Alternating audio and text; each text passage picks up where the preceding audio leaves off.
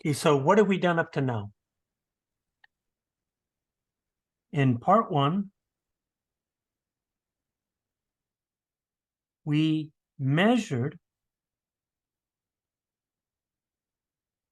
the velocity of the ball using a photogate timer.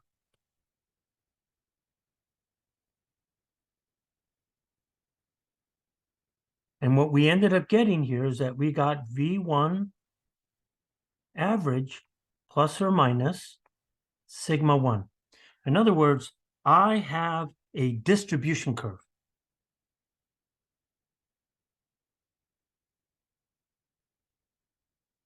And with this distribution curve,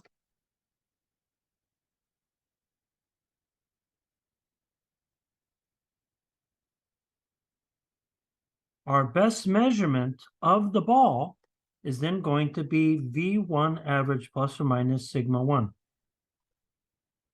What we want to do in part two, we want to calculate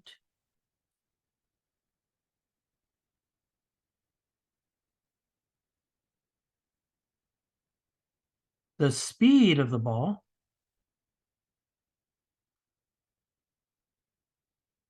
again using momentum and energy conservation.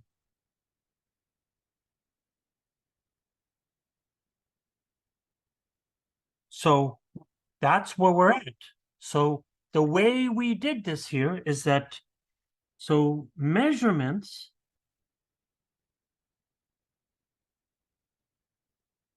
set up this table. We had a height measurement from 0,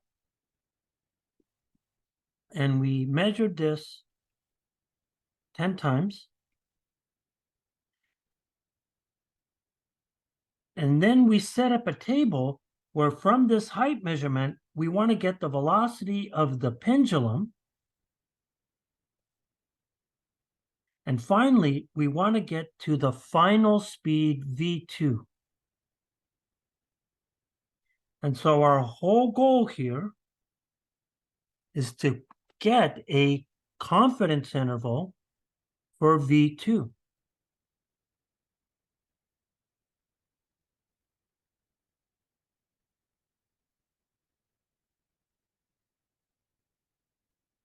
So in part two, we want to take these values right here, and we want to create V2 average plus or minus sigma 2. We want a second confidence interval.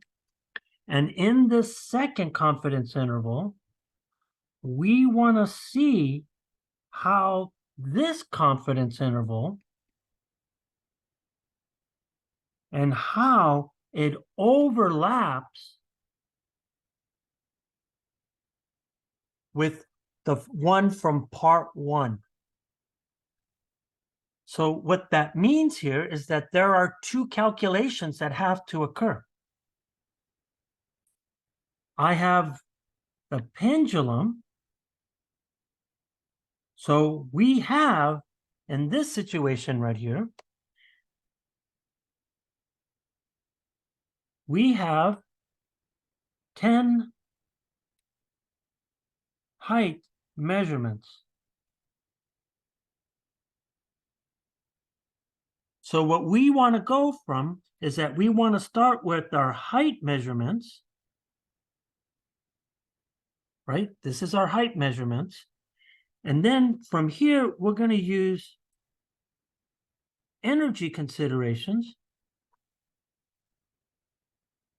And we're going to get the speed of the pendulum.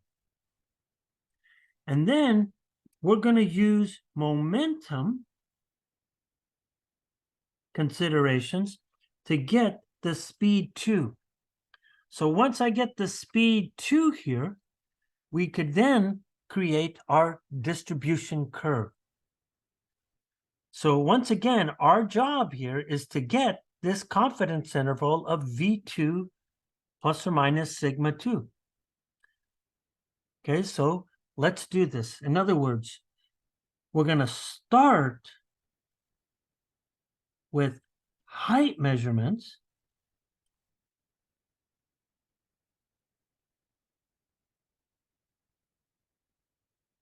And then we're going to calculate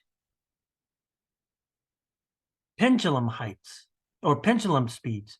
And then from the pendulum speeds, we're going to calculate the speed of the ball coming out of the launcher. So it's a two-step process here. So this one here, I'm going to call step I, and this guy, I'm going to call it step double I. So here I go. So the first thing that we want to do here is that we want to calculate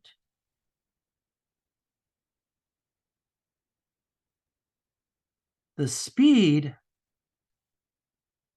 of the pendulum, which we define as V pendulum, just after the collision. So we want to calculate the speed of the pendulum, V pendulum. So here we go. So after the collision,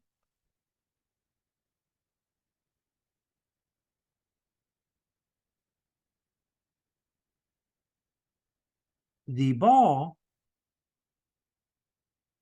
pendulum system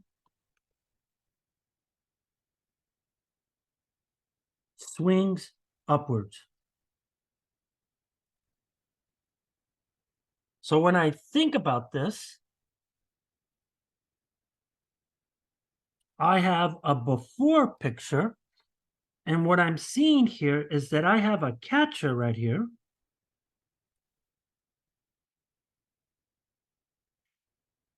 And then there's this pivot point right here. And I have a catcher, and what's going to happen now is that I'm shooting a ball that's coming in, and it is coming in with the speed V2. Nope, let's not do that. I'm getting out of control here. The ball has been caught by the pendulum, and we are looking at the center of mass point. So what happens here is that at this moment, the speed of this system is now V pendulum of the ball catcher system here. And then afterwards, the whole system moves upwards.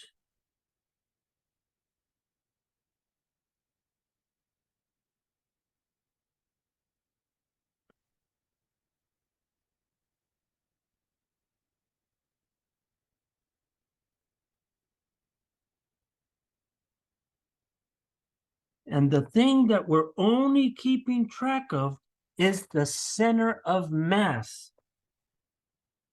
So if I measure from the center of mass location, okay, this is the center of mass location at y equals to 0, let's call that 1, then the ball is going to move up to some height,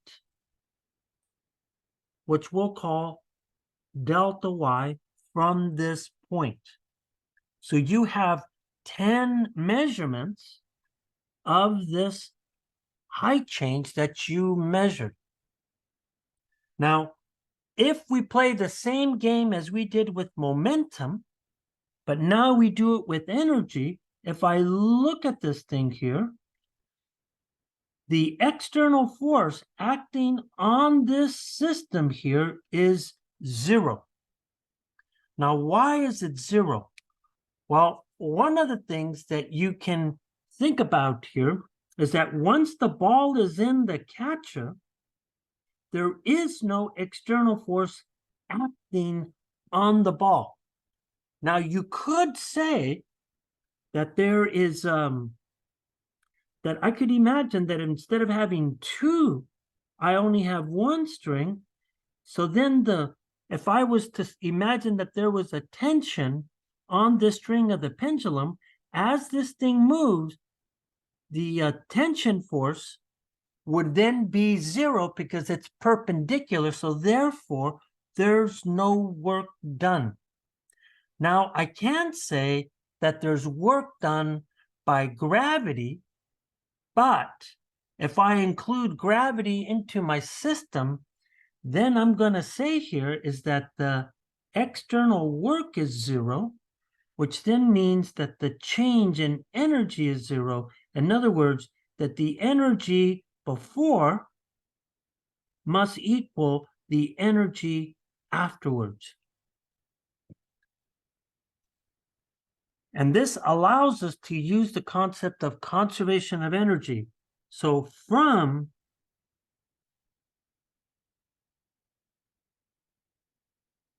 conservation of energy, in other words, the external work on the system is 0, then it says here that the energy before must equal the energy afterwards. And there are only 2 types of energies available here. It's going to be the kinetic energy before, the gravitational potential before, and this will then be the kinetic plus the potential energy afterwards. So when I look at this pendulum here, we know kinetic energy is about the energy of motion. So when I look at this as a bar diagram, we could say here is that this is going to be all the energy in motion. But if you look at the potential, which is the change in position, we're seeing here is that the gravitational potential at this point here is 0 because at point 1, the height is 0 and potential energy depends on height change. So then, according to conservation of energy, this energy must be a constant regardless. So then afterwards, we look at the pendulum, and when we get to the very top here, that thing is going to be 0. So now the kinetic energy at 2 is 0. And all of the energy has now been converted into potential energy at 2.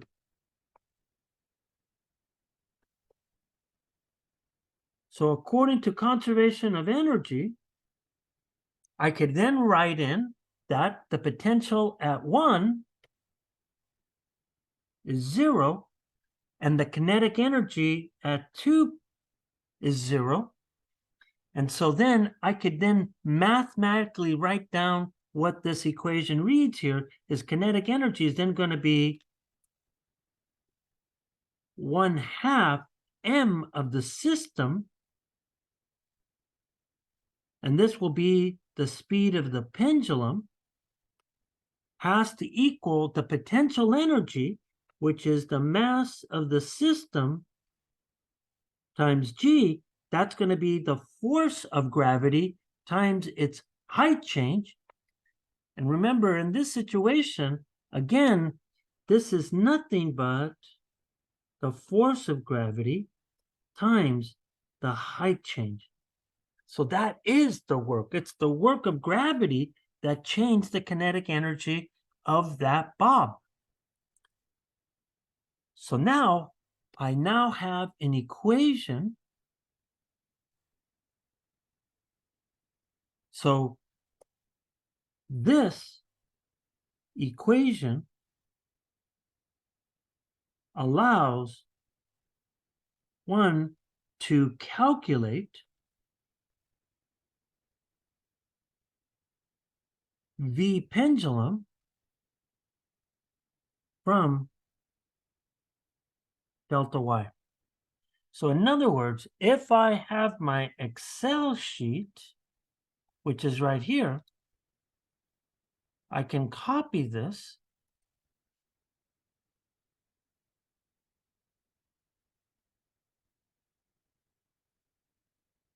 and right here, you could see here is that now I can get my 10 pendulum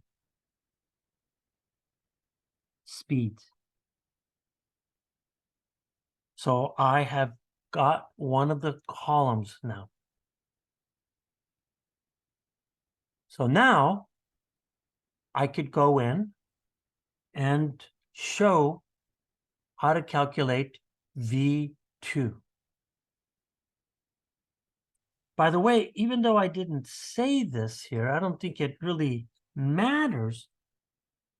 Note that this equation here is mass independent, but the mass of the system, because it is a system, is the mass of the ball plus the mass of the catcher. So you're going to need those two masses. So as usual, the way we deal with Excel sheets is that you got to show me the numbers, right? You got to show me the numbers. So what does that mean? Show me the numbers. That means the first thing you got to do here is that you got to solve for V pendulum using conservation of energy.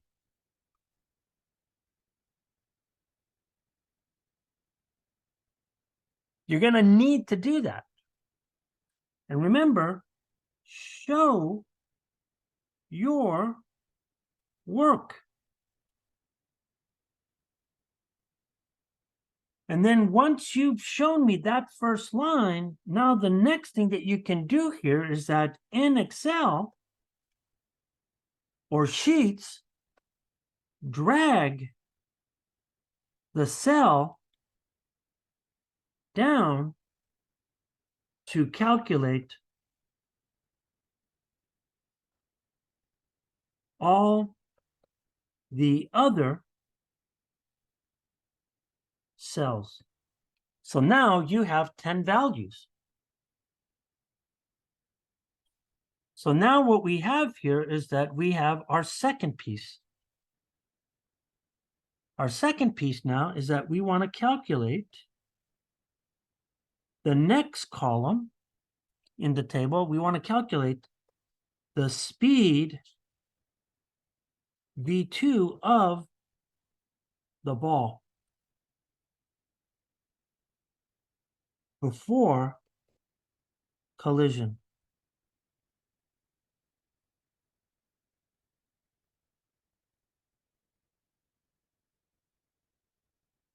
So then picture-wise, what do we have here? So before the collision,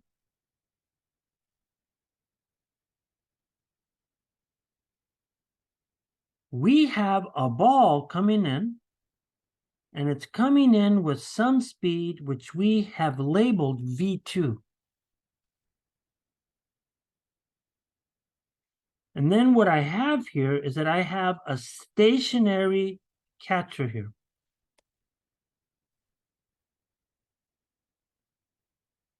So in this case, the catcher is at rest. Now, when I look at this thing, I'm looking at this as my system. So if I look at the ball and the catcher, when they collide, note that there is no external forces. And because there's no external forces, that tells me that the external impulse is zero which then tells me that momentum, the change in momentum is 0, which then says that the momentum before must equal the momentum afterwards, just like we talked about with energy. It's the same type of concept. And then afterwards, I have the pendulum ball system now leaves with the speed of v pendulum.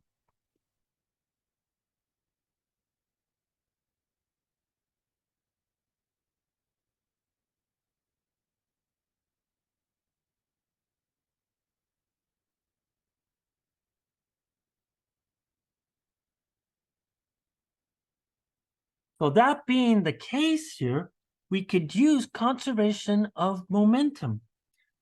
So if I look at conservation of momentum, I have this amount momentum coming in from P2 while the momentum of the catcher is 0. So according to conservation of momentum, this total momentum has to continue to move to the right. And so this momentum is what we call the momentum of the pendulum, which is equal to the mass of the ball plus the mass of the catcher times v pendulum.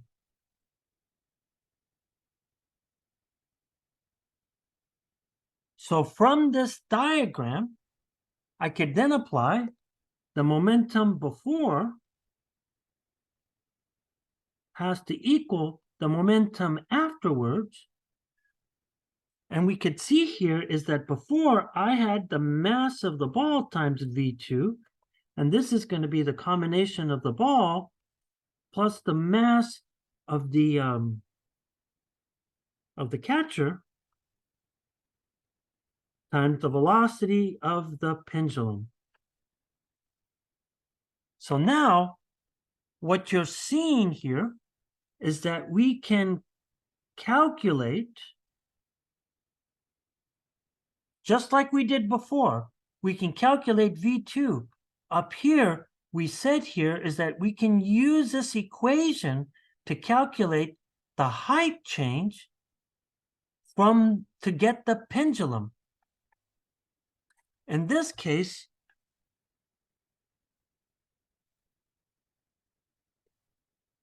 we can use this equation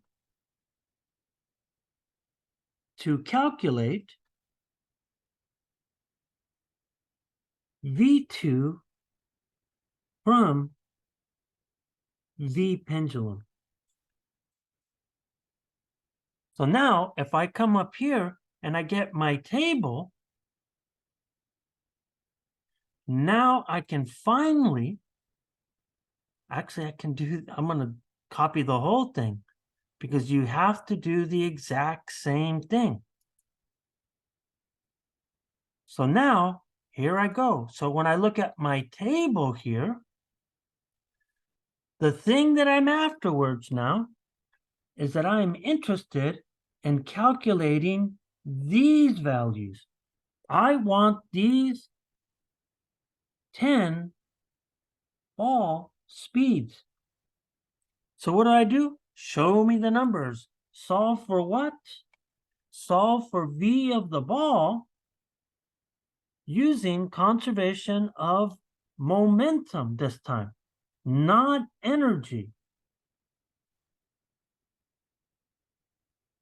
And as usual, show me your work. And then in Excel, you can drag and get all of that. And if you've set up your table already, then it's going to populate all of the other things here. So now, here's what I want you to do. This calculation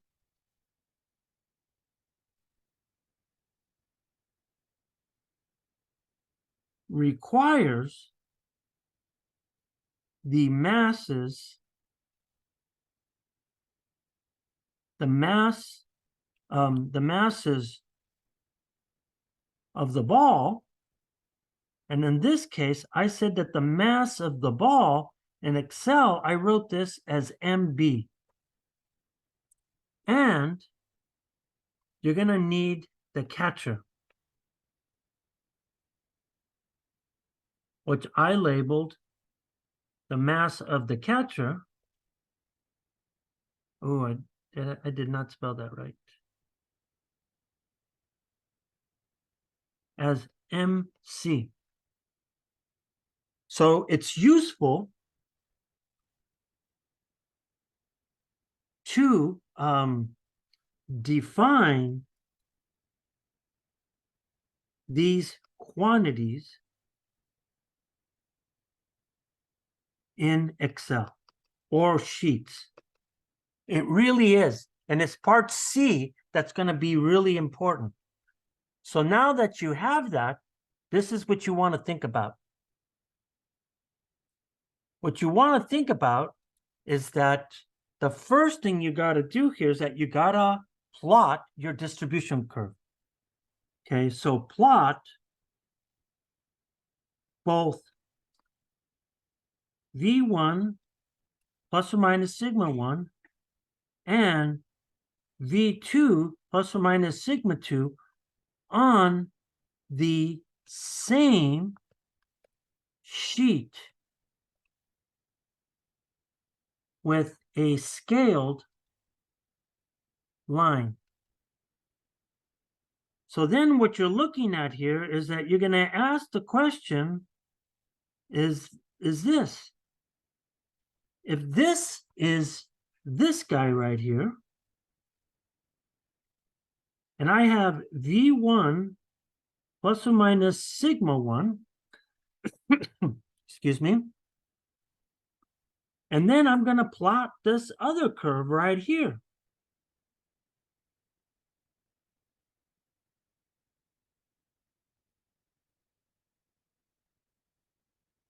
And this is going to be V2 plus or minus sigma 2. Obviously, if you get this curve like this, this tells you that they do not measure the same speeds. But if they do overlap, then they do measure the same speeds. You got to check that. Okay. Now that so that's part 2. Now let's look at part 3.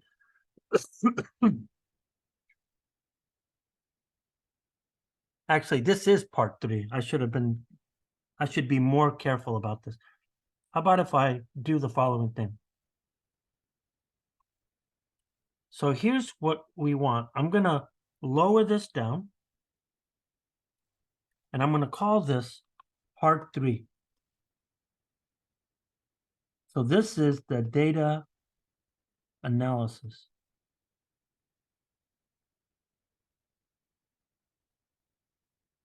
So let me bring this all the way up here again. And here's where we're at.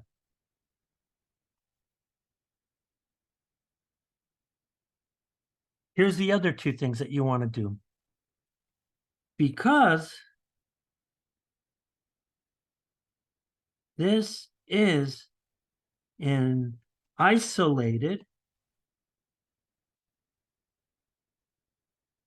inelastic collision, momentum is conserved. Check this.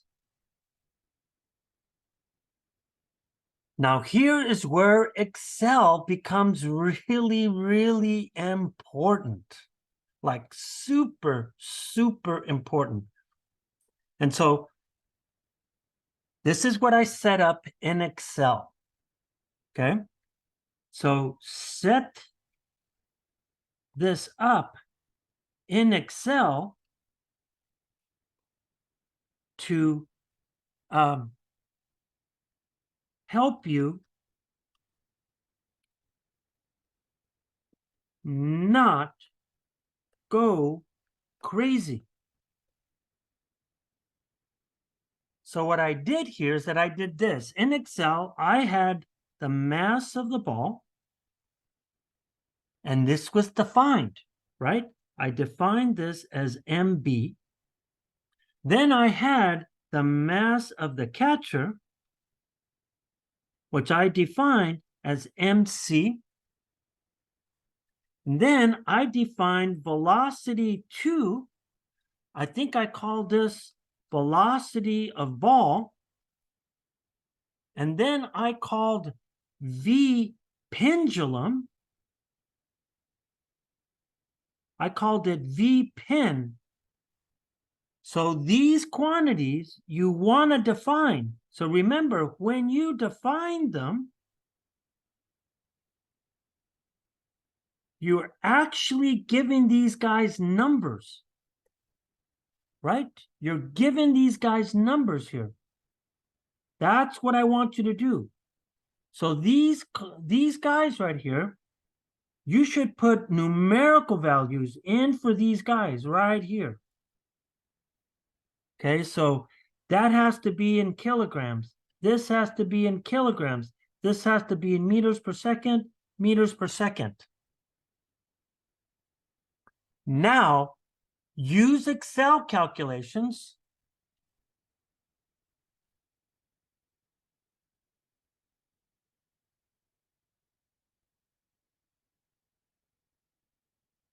to check if momentum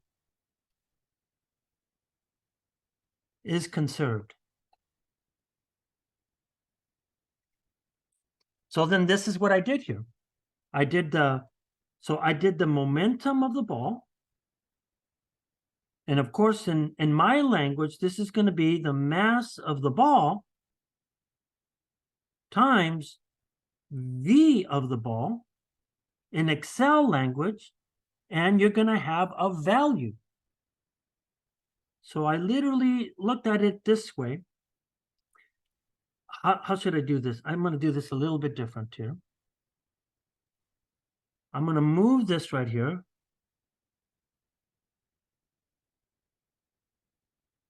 And so this guy here is going to be in Newton second. And then this is going to be your Excel calculation right here. And then you had the momentum of the pendulum system, which I call, V pen for right now. And then this is going to be the mass of the ball plus the mass of the catcher times V pin. So calculate these guys. And then what you want to do here is that you want to see if these guys are roughly the same. So what I would say is that in this cell right here,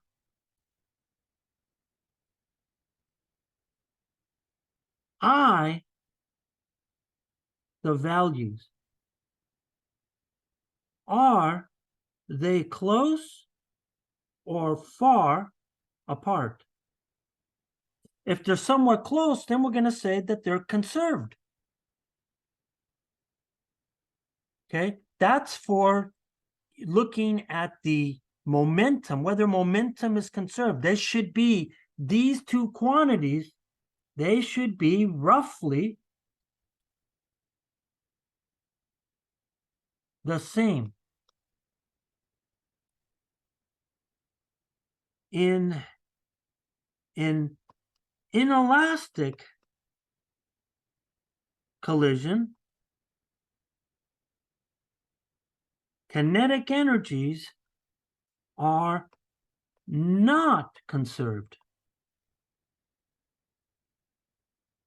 In fact, this shouldn't even come to be close at all. So now, if you set up a table like this, then you're pretty good here. So now I have the kinetic energy before, which will then be 1/2 the mass of the ball times the velocity of the ball squared. And then I have the kinetic energy afterwards, which would then be 1/2 the mass of the ball plus the mass of the catcher times the velocity of the pendulum squared. What I'm saying here is that these two guys should not be the same. Set up a table. So just as we did before, we could then say that this is the kinetic energy of the ball. And then I'm going to have the kinetic energy of the pendulum. Now remember, this is before. This is afterwards. So then I have a table again. Very similar to this guy right here.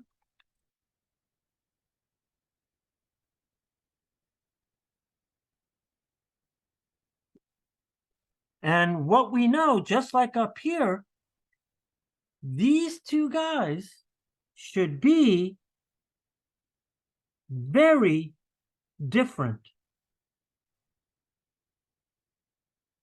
So when you make this comic down here, just by eyeing the results, are they far apart? If they are, then they must not have conserved kinetic energy.